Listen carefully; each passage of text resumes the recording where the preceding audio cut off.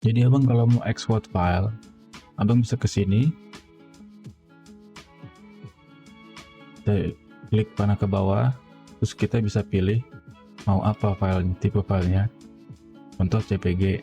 Nah, klik bagian JPG-nya, terus kita pilih yang mana ya, ini ya kualitasnya misalkan ya.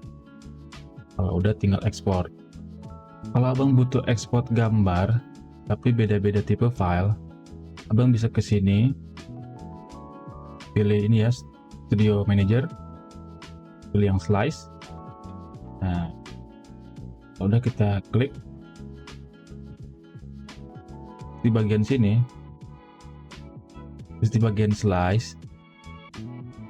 Nah, di bagian sini kita klik panah kecil ini.